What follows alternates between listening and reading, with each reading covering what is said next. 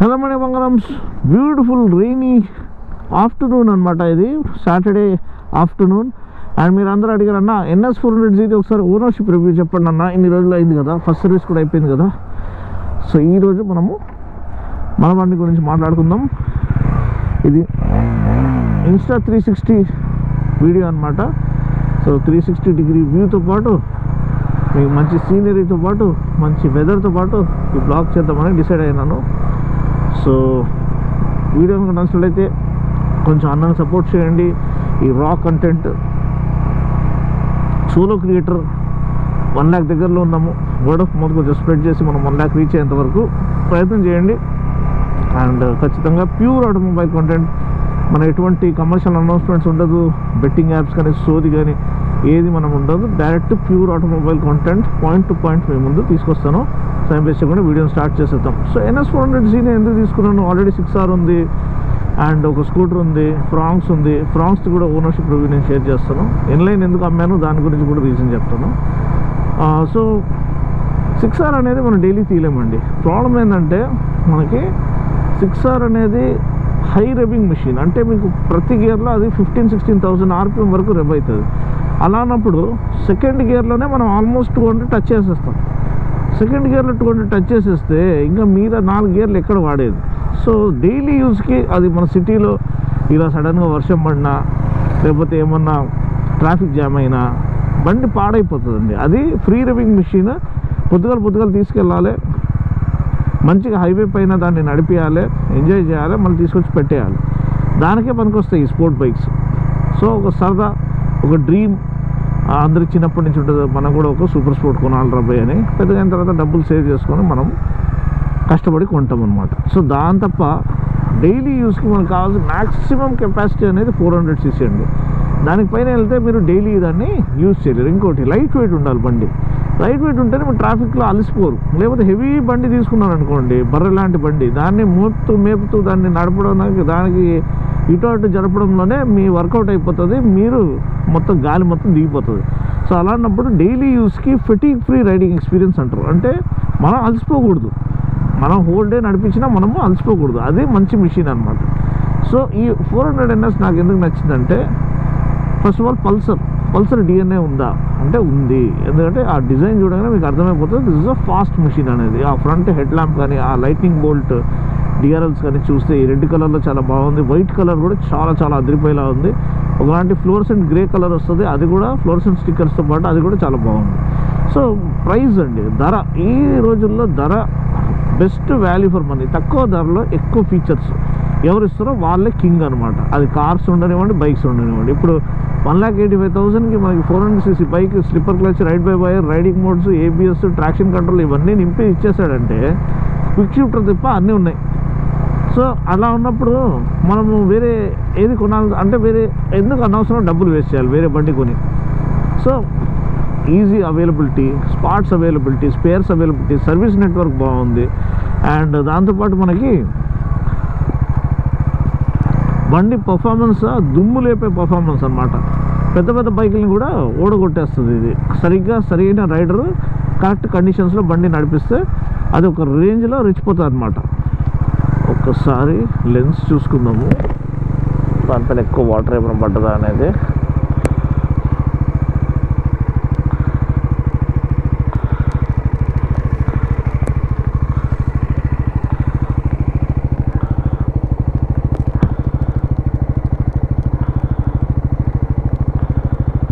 కొంచెం ఇంతవరకు వర్షం లేదు, ఇప్పుడు మెల్లిగా స్టార్ట్ అవుతుంది.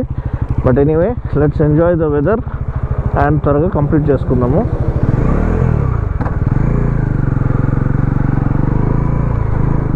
కొంచెం వర్షం ఎక్కువైతుంది. సో నా సజెషన్ ఇటు దిక్కుని ఓకే వెళ్దాంలేండి, పర్లేదు. వర్షం పడితే ఏమైంది, అంత రెడీ అయ్యి వచ్చాము. సో బండికి మైలేజ్, నెక్స్ట్ మైలేజ్ చాలా రీజనబుల్గా ఉంది. 28 kmpl మైలేజ్ అండి. మీరు మంచిగా రోడ్ మోడ్లో పెట్టుకొని నడిపించుకుంటే మీకు ఇంకా ఎక్కువ మైలేజ్ కూడా వస్తుంది. అంటే ఆల్మోస్ట్ మీకు 30+32 వరకు మైలేజ్ రావచ్చు సింపుల్గా బండి నడిపించుకుంటే. ఇప్పుడు నేనైతే డే 1 నుంచి స్పోర్ట్ మోడ్లో నడిపిస్తున్నా, హై RPMలో నడిపిస్తాను. రోడ్ ఖాళీ రోడ్ దొరికితే కాదు థ్రాటిల్ ఓపెన్ చేయడమే. సో అది మన రైడింగ్ స్టైల్. మీ రైడింగ్ స్టైల్ మీరు నార్మల్గా సింపుల్గా రైడ్ చేసుకుంటే మీకు మైలేజ్ అనేది బెటర్గా వస్తుంది.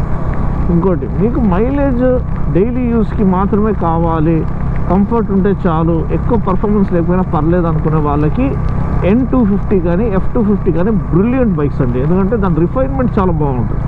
దీంట్లో కొంచెం వైబ్రేషన్స్ మీకు లోవర్ ఆర్పిఎంలో, ఇది 80 తర్వాత బండి లేస్తుందండి. 80 వరకు బండి అప్పుడు కూడా పికప్ అదిరిపోయేలా పికప్, కానీ వైబ్రేషన్స్ ఉంటాయి. ఎందుకంటే this is meant to be ridden hard. అంటే ఫాస్ట్ నడిపించాల్సిన బండి ఇది, ఫాస్ట్గా వెళ్ళాల్సిన. ఇప్పుడు KTM అంటేనే అందరూ యాక్సిడెంట్ అంటారు. అది ఎందుకంటే ఆ బండి నడిపించాల్సిన విధము బై డిఫాల్ట్ ఫాస్ట్గానే నడిపించాలి. అది మీరు స్లోగా నడిపిస్తే మీకు అంత చిరాకు వచ్చేస్తుంది, అంత వైబ్రేషన్స్, అంత ఇరిటేషన్ వస్తూ ఉంటుంది. సో అది ట్యూన్ చేయబడింది ఎట్లా అంటే మీరు హయ్యర్ ఆర్పిఎంలోనే ప్రతి గేర్లో అది తీసుకెళ్తేనే అది కంఫర్టబుల్గా ఉంటుంది, రిఫైన్డ్గా ఉంటుంది, మీకు బోర్ కొట్టదు, మీరు ఎంజాయ్ చేస్తారు, బండి ఎంజాయ్ చేస్తుంది. సో అలా ట్యూన్ చేయబడిన ఈ బైక్ అనమాట. సో ఎవరైతే స్పిరిటెడ్ రైడింగ్ కోరుకుంటారో, ఎవరైతే ఫాస్ట్గా నడిపిస్తారో వాళ్ళకి ఇది సరి అయిన ఫిట్. ఎవరైతే చిల్లుగా మేము వెళ్ళేసి వస్తే చాలు, కొంచెం మైలేజ్ వస్తే చాలు అనుకుంటే N160 కానీ N250 కానీ F250 కానీ చాలా దీనికంటే చాలా రిఫైన్డ్గా ఉంటుంది. అసలు జీరో వైబ్రేషన్స్ దాంట్లో, అండ్ ఆల్మోస్ట్ అన్ని ఫీచర్స్ వస్తాయి. అంటే ఆఫ్కోర్స్ మీకు ఈ కన్సోల్ దీంట్లో వేరేలాకి, మళ్ళీ దీంట్లో ఏమి కలర్ కన్సోల్ కూడా ఏమి ఇవ్వలేదు, నార్మల్ కన్సోలే. సో అలా అన్నప్పుడు మీరేమీ ఫికర్ అవ్వాల్సిన అవసరం లేదు. అండ్ ఇంకోటి ఏంటంటే కంఫర్ట్, చాలా చాలా మంచి కంఫర్ట్ అనేది ఇది ఆఫర్ చేస్తుంది. ఒక్క సెకండ్ నేను మళ్ళీ ఒకసారి లెన్స్ క్లీన్ చేసుకుంటాను, ఎందుకంటే ఇక్కడ మళ్ళీ మనకి కొంచెం లెన్స్ పైన ఇది పడినట్టు తెలుస్తుంది.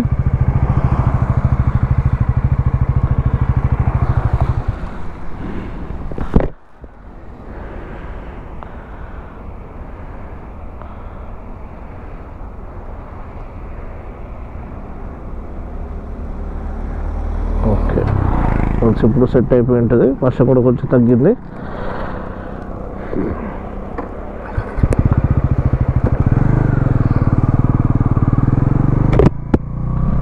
ఇంకోటి ఏంటంటే నాకు నచ్చింది బండి డిజైన్ అండి. ఫస్ట్ ఏమో నాకు అంత నచ్చలేదు, ఏంది ఇది సేమ్ మన N160 లేకపోతే N250 అది 200 NS రెండు మిక్సీలు వేస్తే ఏ డిజైన్ వస్తుందో అలా ఇచ్చేసారు అని కొంచెం బాధ అనిపించింది. కానీ ఆ ప్రైస్ చూడంగానే, ఆ ప్రైస్ కోసం వాళ్ళు ఇచ్చిన ఎక్విప్మెంట్, బీమ్ పెరిమీటర్ ఫ్రేమ్ ఏదైతే డామినార్లో ఉందో, slipper clutch, ride by wire, riding modes, connected bike feature, navigation, ప్రతిదీ నింపేశారు. ఎక్సెప్ట్ క్విక్ షిఫ్టర్ ప్రతి విషయం ఇచ్చేసారు. టైర్ కూడా వెనకాల రేడియల్ టైర్, ఫ్రంట్ మాత్రం నార్మల్ టైర్. ఫ్రంట్ కూడా రేడియల్ ఇస్తే బాగుండేది, ఎందుకంటే పర్ఫార్మెన్స్ మిషన్ కాబట్టి మనము ఛాన్స్ తీసుకోకూడదు. ఇంకోటి ఏంటంటే 2 piston క్యాలిపర్ బ్రేక్స్ అనేది 2 piston క్యాలిపర్ ఇచ్చారు. 4 piston calliper compulsory. 400cc bike ఉన్నప్పుడు, ఇంత పవర్ఫుల్ బైక్ ఇచ్చినప్పుడు దానికి 4 piston calliper, radial mounted calliper ఇవ్వాల్సింది చాలా చాలా అవసరం ఫర్ గుడ్ స్టాపింగ్ పవర్. కానీ మీకు అలవాటు అయిపోతుంది. కానీ మీరు చేంజ్ చేయాల్సింది ఏంటంటే, ఒకవేళ పల్సర్ కొంటే ఫస్ట్ సర్వీస్లో వరకు మెల్లిగా నడిపించుకొని, ఫస్ట్ సర్వీస్ ఆయిల్ చేంజ్ అయిన తర్వాత మీరు sintered brake pads, EBC sintered brake pads దొరుకుతాయి. ఆ సింటర్డ్ బ్రేక్ ప్యాడ్స్ చేసుకోండి, మీకు బ్రేకింగ్ బైట్ అనేది చాలా చాలా కాన్ఫిడెన్స్ ఇన్స్పైరింగ్గా ఉంటుంది. అంటే లేట్ బ్రేకింగ్ కూడా మీరు చేసుకోవచ్చు ఒక స్పోర్ట్ బైక్లో చేసినట్టు. సో ఆ పరంగా అది మంచిగా వస్తుంది.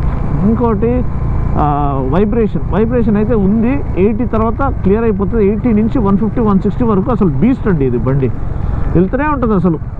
మీకు హోల్ డే మీరు ఒక 100+ బైక్ దీన్ని నడిపించినా అది కంప్లైంట్ చేయదన్నమాట. ఇంజిన్ అలా ట్యూన్ చేయబడింది. And 4 valve engine, so it can breathe easy at higher RPMs.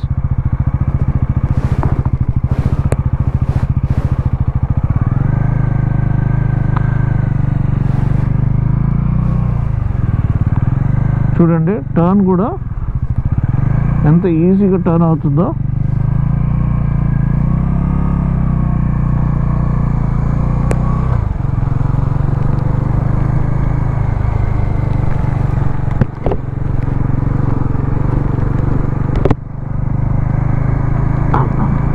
Okay, pin lock వేసుకోవాల్సిందే, లేకపోతే లోపలంతా ఫాగప్ అయిపోతుంది.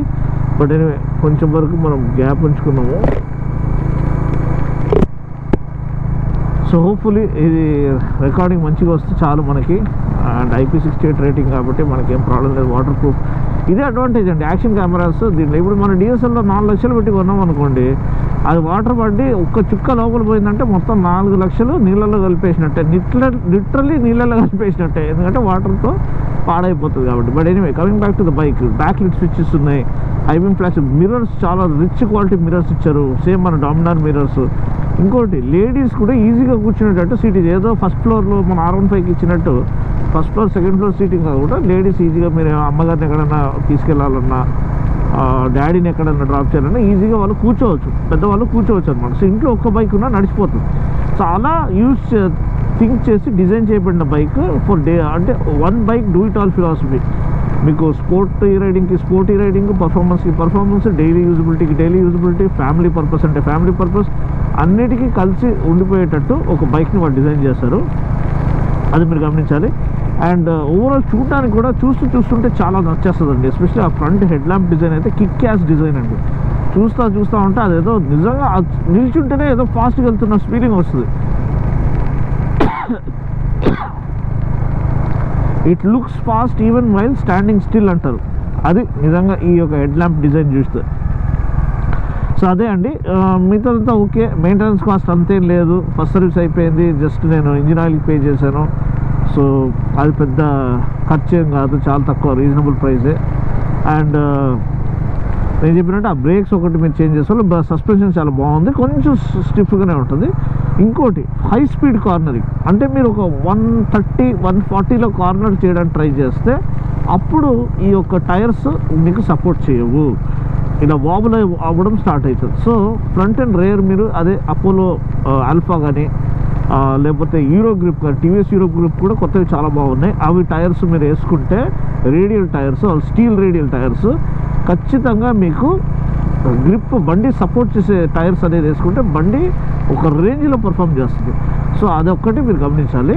అండ్ మిగతా అంతా చాలా బాగుంది, కంఫర్ట్ చాలా బాగుంది. నేను డైలీ ఆల్మోస్ట్ 80 కిలోమీటర్లు షోరూమ్కి వెళ్ళి షూట్ చేసి అక్కడి నుంచి కాల్ వస్తే వేరే షోరూమ్కి వెళ్ళి మళ్ళీ షూట్ చేసి ఆల్మోస్ట్ 100 కిలోమీటర్లు ట్రావెల్ చేయాల్సిన సందర్భాలు కూడా ఉంటాయి. అప్పుడు కూడా నీట్గా వెళ్ళేసి వచ్చేస్తున్నా, ఏ ఇబ్బంది లేకుండా. మైలేజ్ మీరు ఒక 40-50 అయితే ఎక్స్పెక్ట్ చేయలేరు. ఇది 28 kmpలు అయితే మీరు దీన్ని ఎలా నడిపేయాలో అలా నడిపిస్తే 28 వరకు వస్తుంది. లేదు కొంచెం రిలాక్స్గా నడిపిస్తే మీకు 32-35 వరకు రావచ్చు, మీ అదృష్టం బాగుంటుంది. 30-32 రావచ్చు అండి, 35 కూడా కష్టమే, 30-32 వరకు రావచ్చు. సో ఇది బండి ఒక ఓవర్వ్యూ. అండ్ బండి ఎందుకు కొన్నాను అంటే డైలీ యూస్ కోసం. 6R నేను డైలీ తీస్తే నేను ఫస్ట్ ఆఫ్ ఆల్ పెట్రోల్ పోయించి సగం బ్యాంక్ అకౌంట్ దానికి ఖాళీ అయిపోతుంది. సెకండ్ ఏంటంటే అది హై రివింగ్ మెషిన్, మనము మెల్లిగా టిక్కుమని ఫస్ట్ గేర్ సెకండ్ గేర్ వేసుకుంటే ఆ బండి పాడైపోతుంది. సో అలా కాకుండా అది మార్నింగ్ టైంలో ఎంజాయ్ చేయాలి, వెళ్ళాలి, హైవే పైన దున్నేయాలి, మళ్ళీ తీసుకొచ్చి పెట్టేయాలి. డైలీ యూస్కి ఇది బెస్ట్ కెపాసిటీ. ఓపెన్ రోడ్స్ వచ్చినప్పుడు బగాయించవచ్చు, షాక్ బ్లాక్ ట్రాఫిక్ వచ్చినప్పుడు మెల్లిగా రిలాక్స్గా వచ్చేవచ్చు. సేఫ్టీ ఇలాంటి రైనీ కండిషన్స్లో మనకి లైటింగ్ కానివ్వండి, ఇది కానివ్వండి, ట్రాక్షన్ కానివ్వండి, ABS కానివ్వండి, అన్ని ఫీచర్స్, సేఫ్టీ ఫీచర్స్ వాళ్ళు దీంట్లో ఇచ్చేసారు. సో ఆ పరంగా ఇది one of the best all round మెషిన్స్గా ముందుకు వస్తుంది. ఇది రికమెండ్ చేయడానికి నేను ఎప్పుడు కూడా వెనకాడను. అండ్ లేదు మీరు ఇంకా కొంచెం ఎక్స్ట్రా మైలేజ్ కావాలి, ఇంకా కొంచెం బెటర్ రిఫైన్మెంట్ కావాలంటే N250, F250 అస్సలు వేరే లెవెల్ రిఫైన్మెంట్, గ్రేట్ వాల్యూ అండి, గ్రేట్ వాల్యూ తీసుకొస్తున్నాయి. సో అది మీరు కళ్ళు మూసుకొని తీసుకోవచ్చు. సో అంతే అండి. వీడియో కనుక నచ్చినట్లయితే లైక్ చేసి, షేర్ చేసి, కామెంట్ చేయండి. మరొక వీడియోలో మళ్ళీ కలుస్తాను. అప్పటి వరకు take care, God bless and ride safe.